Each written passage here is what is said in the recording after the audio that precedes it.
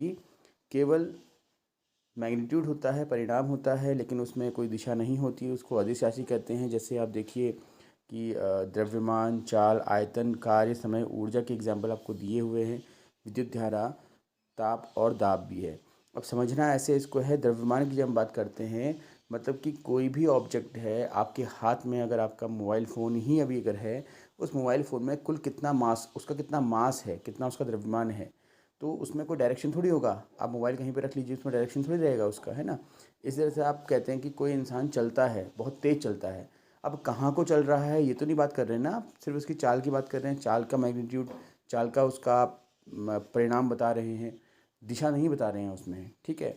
जब आप चाल के साथ दिशा बता देते हैं कि कोई व्यक्ति आपका उत्तर दिशा की ओर चल रहा है, तो फिर आपका वो वेलोसिटी बन जाता है, राइट।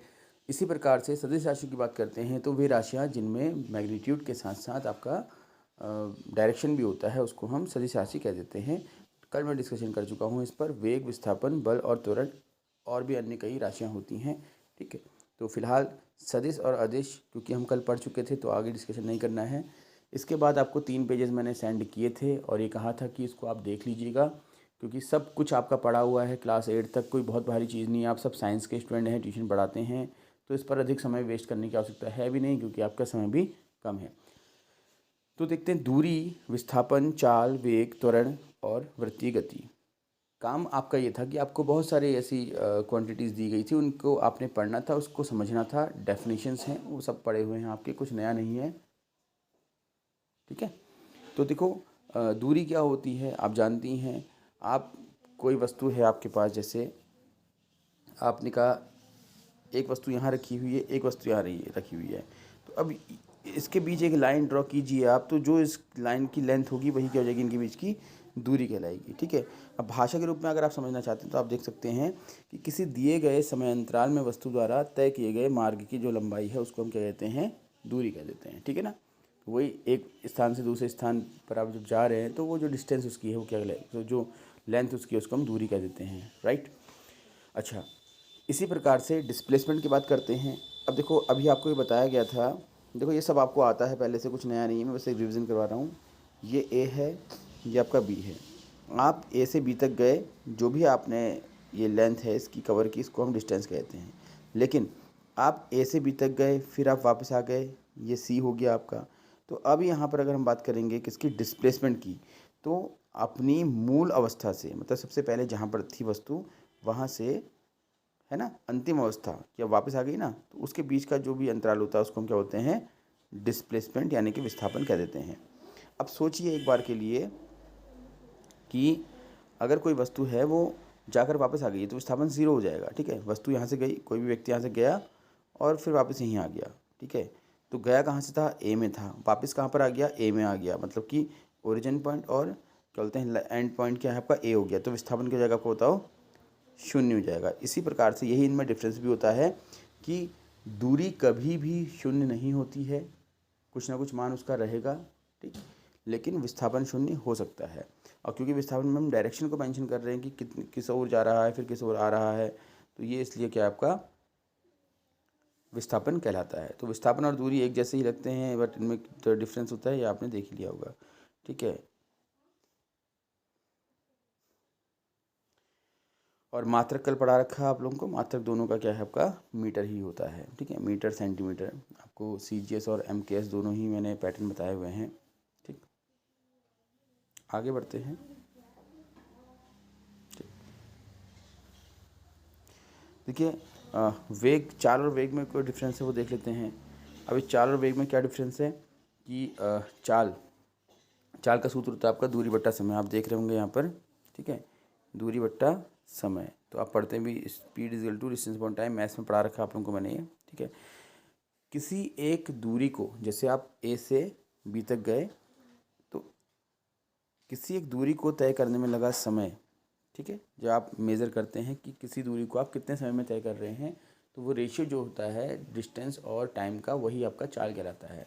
सपोज़ दैट आप अपने घर से अपने स्कूल तक या अपने कॉलेज तक, अगर आप स्कूल पढ़ा रहे हैं तो स्कूल मान लीजिए, कॉलेज पढ़ रहे हैं तो कॉलेज मान लीजिए, या अगर दोनों में से कुछ नहीं कर रहे हैं तो अपने घर से बाज़ार तक 3 किलोमीटर की डिस्टेंस कवर करने में आपको जो समय लगता है वही क्या है आपका चाल कहलाता है। ठीक है, कि आप 3 किलोमीटर का जो समय है, जो दूरी है, उसको आप 3 मिनट में या 4 मिनट में तय कर देते हैं, तो उस हिसाब से आप अपनी चाल निकाल लेते हैं। ठीक है, बट क्योंकि इसमें डायरेक्शन मेंशन नहीं होता है, तो आप समझ सकते हैं कि डायरेक्शन मेंशन ना होने की वजह से कि आपका एक अदिश राशि कहलाएगी। इसी के विपरीत अगर हम बात करें वेग की, तो वेग क्या है अपने आप में एक सदिश राशि है, क्योंकि चाल अगर हम बात करते हैं दूरी बट्टा समय की, तो उसमें अगर आप दिशा निर्धारित कर दें तो वही क्या है आपका वेग कहलाता है, वेलोसिटी कहलाता है। ठीक है, तो अब क्योंकि आप जानते हैं कि जैसे चाल बराबर दूरी बट्टा समय था, ठीक है, तो अब यहाँ पर क्या हो जाएगा, वेग बराबर, ठीक है, डिस्प्लेसमेंट अपॉन टाइम हो जाएगा। ठीक है, बस यहाँ पर डिस्टेंस है, यहाँ डिस्प्लेसमेंट हो जाएगा, क्योंकि अब डिस्टेंस अपॉन टाइम करोगे तो ये तो डिस्टेंस भी क्या है आपका अपने आप में एक अदिश राशि है, और जो टाइम है वो भी अदिश राशि है, तो अदिश ही बनेगा, है ना। अब यहाँ पर डिस्प्लेसमेंट क्योंकि एक सदिश राशि है, एक वेक्टर क्वांटिटी है, इसलिए वेग भी वेक्टर क्वांटिटी बन जाता है। ये इसलिए मैं आपको बार बार बोल रहा हूँ वेक्टर स्केलर, क्योंकि कई बार परीक्षा में आपसे प्रश्न ऐसे पूछ देता है कि इनमें से कौन अदिश राशि है, कौन सदिश राशि है। फिर देखिए त्वरण को देख लेते हैं हम। त्वरण क्या होता है, तो किसी वस्तु के वेग में परिवर्तन जो होता है उसको हम त्वरण कहते हैं। मतलब क्या बोलेंगे इसको हम, चेंज इनटू वेलोसिटी। ठीक है ना, समझ में आ रहा है। हाँ, तो जो भी आपका rate of change in velocity है उसको हम बोलते हैं एक्सेलरेशन। तो what is acceleration? Acceleration is the rate of change in velocity. ठीक, कि जो वेग आपका है, वेग क्या होता है आप समझ गए हैं। वेग में जो परिवर्तन है उसका जो एक समय है उसको लेके आप चलिए, तो वो आपका त्वरण कहलाता है। ठीक है, तो ये बड़ा इम्पोर्टेंट है त्वरण का कंसेप्ट भी। देखिए अभी आप ए पढ़ते हैं, ए इज इक्वल टू, ये होता है आपका वी अपॉन टी। ठीक है, ये फॉर्मूला होता है, क्योंकि अब इसका, हाँ, कल मैंने आप लोगों को जो क्लास पढ़ाई थी उसमें बताया था कि कुछ मात्रक, कुछ यूनिट होती हैं जो डिफाइंड होती हैं पहले से, और कुछ हम डिराइव करते हैं। तो ये एक डिराइव्ड यूनिट है इसकी एक्सेलरेशन की, क्योंकि वेलोसिटी की यूनिट क्या होती है बताइए, अभी बताया था आपको मैंने, मीटर पर सेकंड, क्योंकि मीटर मतलब डिस्प्लेसमेंट और सेकंड मीन्स टाइम।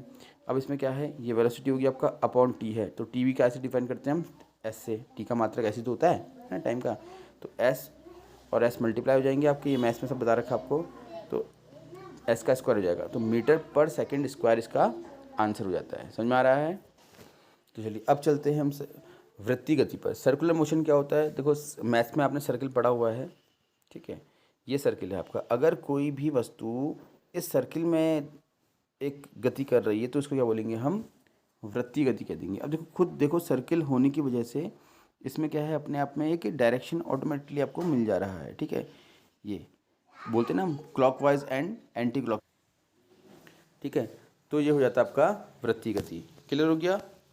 तो वृत्तीय गति में आई थिंक कोई दिक्कत होगी नहीं आप लोगों को। आगे बढ़ते हैं हम। फिर आते हैं कोणीय वेग की तरफ। कोणीय वेग क्या होता है, वृत्ताकार मार्ग पर गतिशील कण को वृत्त के केंद्र से मिलाने वाली रेखा 1 सेकंड में जितने कोण में घूमती है उसको हम कोणीय वेग। वेग तो आप जानते हैं ना, वेग भी आप जानते हैं, कोण भी आप जानते हैं। ठीक है, तो उसी से मिलकर बना हुआ आपका ये शब्द कोणीय वेग। जैसे आपका ये देखो, ये आपको चित्र दिख भी रहा है यहाँ पर, ये है ना, कि एक आपने सर्किल बनाया। अब इस सर्किल में कोई भी ऑब्जेक्ट गति कर रहा है तो आपको क्या कहलाएगी, वृत्तीय गति कहलाएगी। अब वृत्तीय गति कहलाएगी तो देखो ये इसका सेंटर होता है। अब इस सेंटर में अगर आपको बता रखा है मैंने, जब वृत्त पढ़ाया था तो कोण क्या होता है। ठीक है ना, तो देखो ये बन गया आपका कोण, दो त्रिज्याएं मिलाई अपनी, कोण बन गया। तो अब इस कोण को तय करने में जो समय लग रहा है आपका, ठीक है, उसी को हम कोणीय गति, कोणीय वेग कह देते हैं।